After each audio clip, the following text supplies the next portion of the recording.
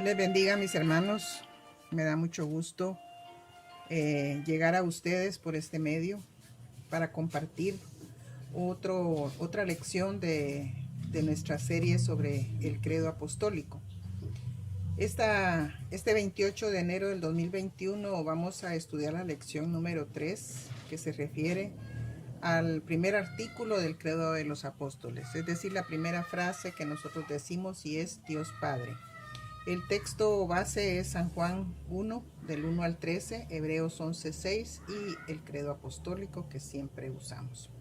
El versículo que vamos a memorizar dice: pero sin fe es imposible agradar a Dios, porque es necesario que el que se acerca a Dios crea que le hay y que es galardonador de los que le buscan. Hebreos 11, 6.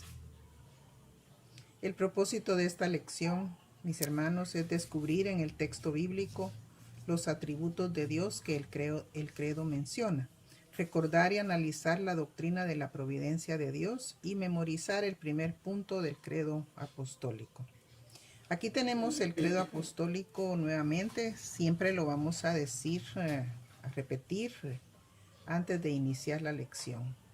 Dice así: creo en Dios Padre Todopoderoso, Creador del cielo y de la tierra, y en Jesucristo, su único Hijo, Señor nuestro, que fue concebido del Espíritu Santo, nació de la Virgen María, padeció bajo el poder de Poncio Pilato, fue crucificado, muerto y sepultado, descendió a los infiernos, al tercer día resucitó de entre los muertos, subió al cielo y está sentado a la diestra de Dios Padre Todopoderoso, y desde ahí vendrá al fin del mundo a juzgar a los vivos y a los muertos. Creo en el Espíritu Santo, la Santa Iglesia Universal, la comunión de los santos, el perdón de los pecados, la resurrección del cuerpo y la vida perdurable. Amén. Ahí tenemos resaltado en color rojo la primera parte, que en nuestro material se le llama el primer artículo, y lo tenemos resaltado porque ese es el que vamos a estudiar en esta ocasión. La primera frase del credo de los apóstoles dice que creemos en Dios. El credo realmente solo abarca los puntos básicos, los más importantes de la fe cristiana. No es muy extenso. Para abarcar más tendría que ser un documento muy largo. Y para tocar estos temas con profundidad. Para eso están los catecismos, las confesiones de fe de la Iglesia, pero en el credo solo tenemos un resumen de nuestra doctrina. No se dicen, por ejemplo, todos los atributos de Dios. Aquí vamos a ir viendo cada parte del primer artículo. En total dice: creo en Dios Padre Todopoderoso, Creador del cielo y de la tierra, pero lo vamos a ir viendo por parte. La primera parte dice: creo en Dios. Este es el primer artículo del credo y así comienza también la Biblia, ¿verdad? La Biblia habla de Dios en el primer versículo, en Génesis capítulo 1 y versículo 1 también. Ahí habla de Dios, que en el principio ya Dios estaba actuando. Y fíjense que en Hebreos 11:6, el versículo que memorizamos, dice que es necesario que el que se acerca a Dios crea que le hay. Por eso nosotros tenemos que entender nuestra creencia, nuestra fe en Dios y afirmarla por medio del credo. Cuando nosotros decimos creo en Dios, es porque ya hemos experimentado, ya hemos conocido a Dios y por eso afirmamos que creemos en Él. No existiría la iglesia, mis hermanos, ni los cristianos en el mundo si no creyésemos que existe Dios, que hay Dios, y si no tuviéramos una relación con ese Dios. Los que no creen se llaman ateos, gnósticos o científicos que simplemente niegan la existencia de Dios. Pero los que vamos a la iglesia, los miembros de la iglesia, los llamados, los elegidos, que nos llamamos cristianos, creemos en Dios. Y es lo primero que afirmamos en el credo. Y lo primerito que hacemos los cristianos al llegar a la iglesia es poner la fe en Dios. Él es el principio de todo lo que creemos. Fíjense que vamos a empezar creyendo en Dios y de ahí vamos a seguir aprendiendo que Él creó la naturaleza, que Él nos puede ayudar en nuestras necesidades, que Él es nuestro Padre, etcétera. Todo lo que podamos aprender. Pero el principio es creer en Él, ¿verdad? Y si creemos en un Dios vivo, le buscamos diariamente como a un ser independiente. En la Biblia hay muchos textos que nos enseñan sobre Dios. Tenemos el Evangelio de San Juan, capítulo 1, versículos del 1 al 5, que hablan de Dios, ¿verdad? Y el Salmo 92, Isaías 42 y al 17. Todos hablan de su existencia, que Él es autosuficiente, o sea, no necesita de nadie más que le ayude, es independiente, existe por sí mismo y además es eterno. Podemos hacer la lectura de estos 3 textos que no son muy largos, los podemos hacer ahí en el grupo. Yo no lo voy a hacer porque siempre me preocupa mucho que el video no sea demasiado largo para que no les cueste a ustedes comentarlo. Ahora la pregunta es, ¿creemos en Dios? ¿Cree usted en Dios? Y fíjense que cuando nos hacen esta pregunta, generalmente nos basta con decir sí. Y algunos dicen amén. Si a usted le preguntan, ¿cree usted en Dios? Cualquiera de esas 2 palabras van a salir de sus labios. O amén o sí. Pero esto es cuando quien nos pregunta también cree en Dios, ¿verdad?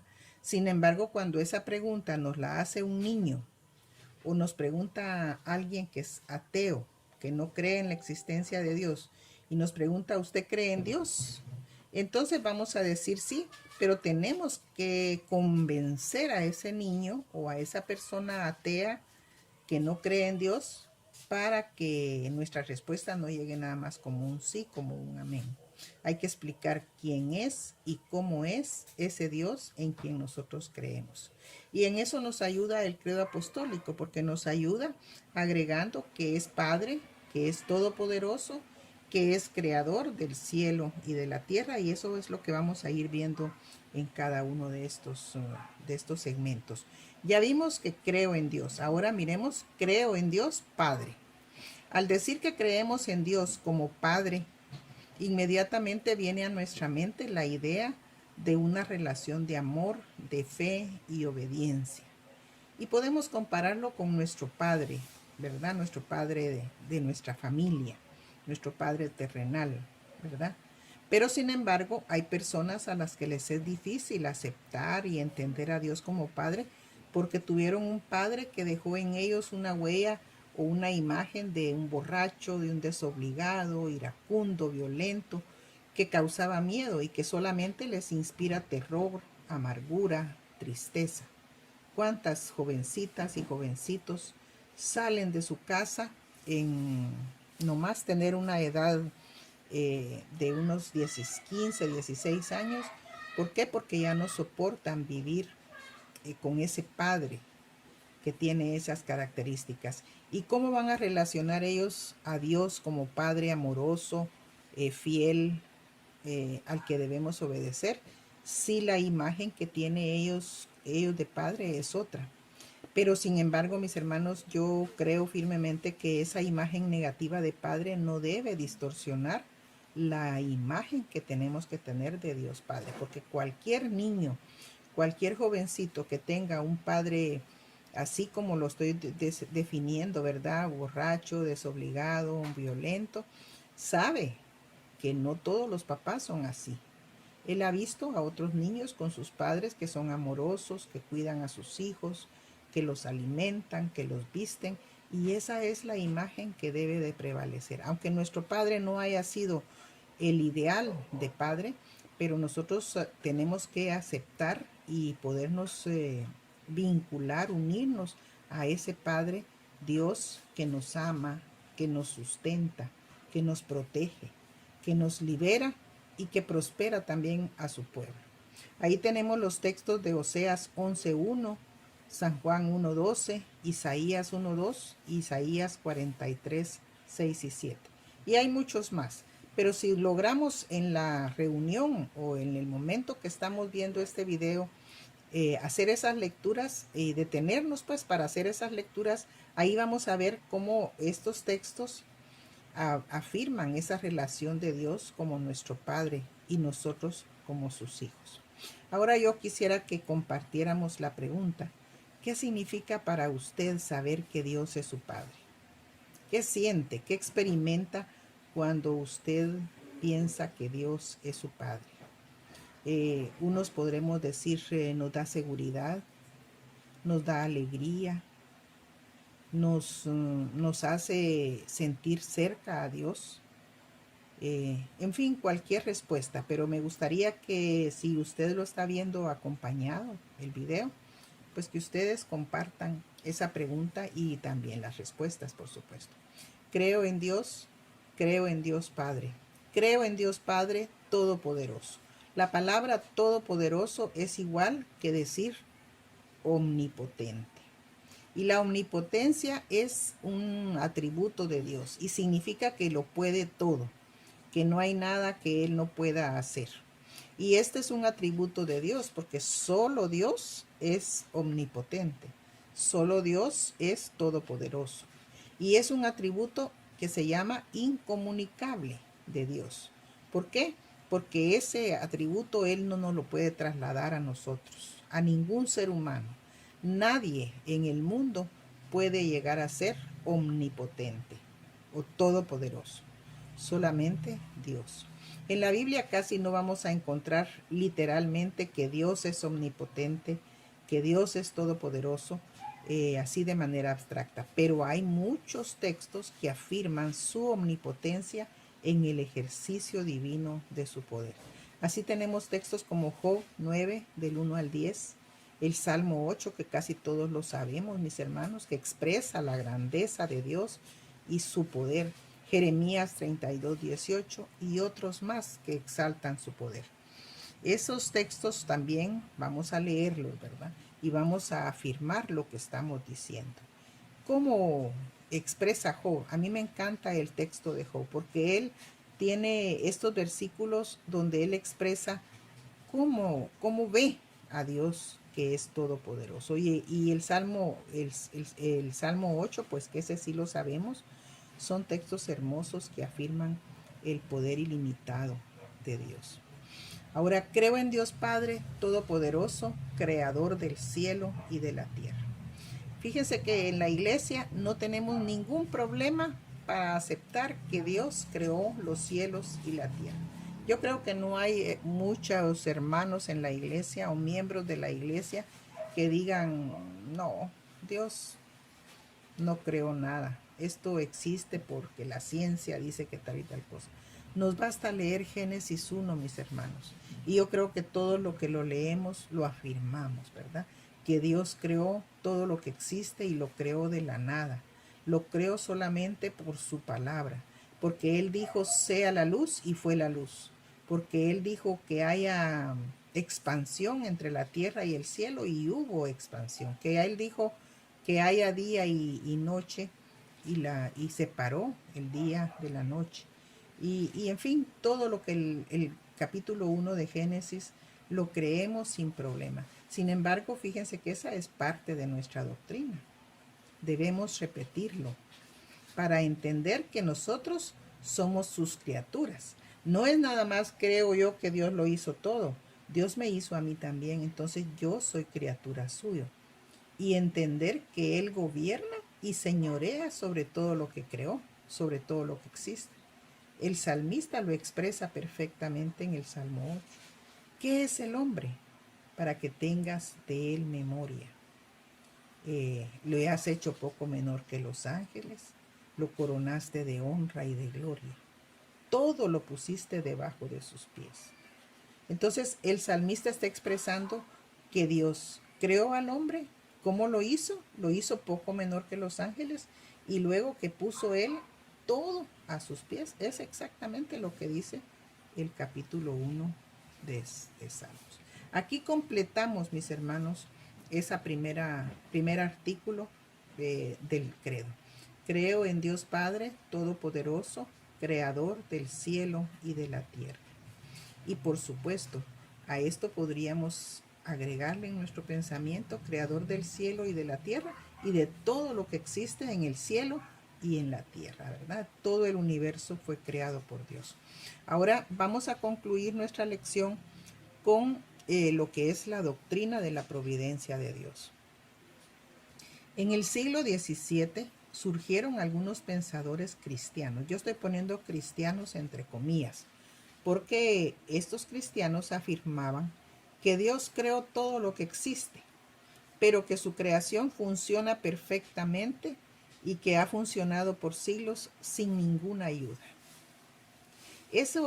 Por eso es que yo puse cristianos entre comillas, porque si volvemos a leer esto, mis hermanos, nos damos cuenta que no es así. Dice que Dios creó todo lo que existe, pero que su creación funciona tan bien que ha funcionado por siglos sin ninguna ayuda. Nosotros como iglesia cristiana afirmamos que Dios, creador de todo lo que existe, también gobierna y sostiene cada segundo su creación. O sea, si Dios no estuviera sosteniendo, gobernando, este mundo no caminara, podríamos decirlo así, ¿verdad? Para entender que todo lo que funciona en la naturaleza depende de esa providencia de Dios, porque Él es el que mantiene el orden y regularidad en la naturaleza constantemente. Eso se llama providencia de Dios. Es la doctrina de la providencia de Dios. Y fíjense, hermanos, que nosotros tenemos, en parte, pues hay razón de que la gente diga, todo funciona bien sin que nadie meta las manos, ¿verdad? Pero nosotros tenemos que entender que no es que nadie meta las manos. Dios. Y está el Salmo 104, que podemos leerlo, mis hermanos. El Salmo 104 nos ayuda a entender perfectamente cómo es eso de que Dios gobierna, sostiene, ordena. Él ordena que después de la noche venga el día, que alumbre el sol por ciertas horas y que por ciertas horas no nos alumbre para que exista la noche, que llueva en determinado momento y que en otro momento esté todo seco, que haya frío, que haya calor. Eso nosotros sabemos que es parte del orden que la providencia de Dios mantiene en la naturaleza. Dice el Salmo 104, entre otras cosas, que Él es el que prepara la lluvia para la tierra, que Él es el que hace a los montes producir hierba. Y ahí, si se hace el ejercicio correctamente, mis hermanos, vamos a dar cuenta que el salmista en este Salmo 104 expresa de una manera hermosa toda esa obra de la providencia de Dios. Dios es soberano, Dios es todopoderoso, y Él no creó todo y lo dejó ahí caminando, como cuando existían aquellos juguetitos que se les daba cuerda. Le dio cuerda un poco al mundo y de ahí lo dejó. Al terminarse la cuerda, el muñequito se detiene. No, el Señor está desde el momento de la creación. Él no ha parado de mantener esa maquinaria de la naturaleza funcionando perfectamente. Espero yo que esta lección haya sido de bendición para ustedes, mis hermanos, como lo fue para mí, leerla, estudiarla, prepararla. Y así que primeramente Dios, nos vemos el próximo jueves.